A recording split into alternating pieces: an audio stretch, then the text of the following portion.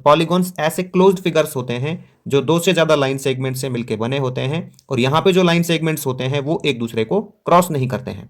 कुछ एग्जांपल्स लिए मैंने यहाँ पे, इनमें से हम बताएंगे कि कौन से पॉलीगॉन होंगे और कौन से नहीं होंगे। तो देखिए पहला फिगर है, ये 3 लाइन सेगमेंट से मिलकर बना है और यहाँ पे क्लोज्ड फिगर है ये, ठीक है, तो इसलिए ये एक पॉलीगॉन होगा। इसी तरह से इसका दूसरा फिगर है, क्लोज्ड है और लाइन सेगमेंट से ही मिलकर बना है, तो ये भी एक पॉलीगॉन होगा। तीसरा फिगर है यहाँ पे, ये देखिए एक क्लोज्ड फिगर है और लाइन सेगमेंट से मिलकर बना है, लेकिन यहाँ पे जो लाइन सेगमेंट्स है ना ये वाले एक दूसरे को क्रॉस कर रहे हैं, तो इसलिए ये एक पॉलीगॉन नहीं होगा। इसी तरह से इसका फोर्थ फिगर है, तो ये एक क्लोज्ड फिगर है और यहाँ पे ये दो इसमें लाइन सेगमेंट है, लेकिन ये यहाँ पे जो है ये एक कर्व लाइन है, तो इसलिए ये फिगर एक पॉलीगॉन नहीं होगा। अभी देखिए यहाँ पे कॉन्वेक्स पॉलीगॉन की बात करते हैं। तो कॉन्वेक्स पॉलीगॉन क्या होता है, ऐसा पॉलीगॉन जिसका हर एक इंटीरियर एंगल होगा लेस देन 180 डिग्री, ठीक है। एग्जांपल लिए मैंने यहाँ पे, तो इसमें ये एक एंगल जो है वो लेस देन 180 है, इसी तरह से ये भी, इसी तरह से ये भी, तो इस फिगर का हर एंगल लेस देन 180 है, ठीक है, तो इसलिए हुआ ये एक ये कॉन्वेक्स पॉलीगॉन। इसी तरह से ये भी, यहाँ पे जितने भी एंगल्स हैं इसमें वो लेस देन 180 होंगे। अब ऐसे कैसे दिखेगा हमको कि ये लेस देन 180 है, तो हम क्या करेंगे, इनमें से किसी भी एक लाइन को क्या करेंगे, बढ़ा लेंगे आगे, ठीक है ना, बिल्कुल सीधा सीधा स्ट्रेट बढ़ाएंगे यहाँ पे।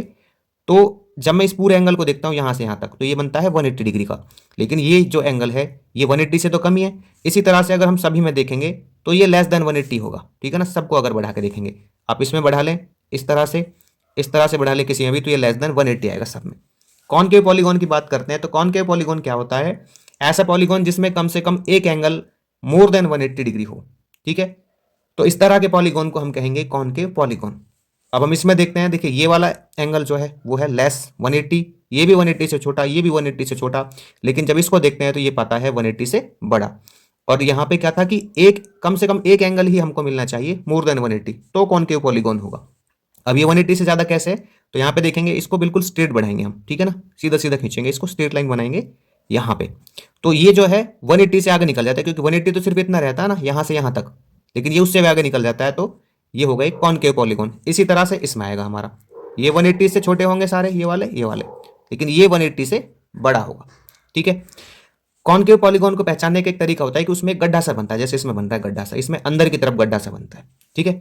अब देखिए यहाँ पे आगे देखते हैं, इसमें अगर किसी पॉलीगॉन में 3 साइड्स हों तो उसको हम क्या कहेंगे, ट्राइंगल। किसी में 4 साइड्स हों तो उसको कहेंगे क्वाड्रिलेटरल, 5 साइड हो तो कहेंगे पेंटागन, 6 साइड हो तो कहेंगे हेक्सागन, 7 हो तो हेप्टागन, 8 हो तो ऑक्टागन, 9 हो तो नोनागन और 10 हो तो डेकागन। बात करते हैं आगे हम रेगुलर पॉलीगॉन्स की। तो रेगुलर पॉलीगॉन्स क्या होते हैं, ऐसे पॉलीगॉन्स जिनकी हर एक साइड और एंगल इक्वल होता है, उनको हम कहते हैं रेगुलर पॉलीगॉन्स। और इरेगुलर कौन से होते हैं, जिनकी हर एक साइड और एंगल इक्वल नहीं होता है। अब देखिए जो रेगुलर पॉलीगॉन होगा ना 3 साइड का, उसको हम क्या कहेंगे, उसको कहेंगे इक्विलेटरल ट्राइंगल, ठीक है।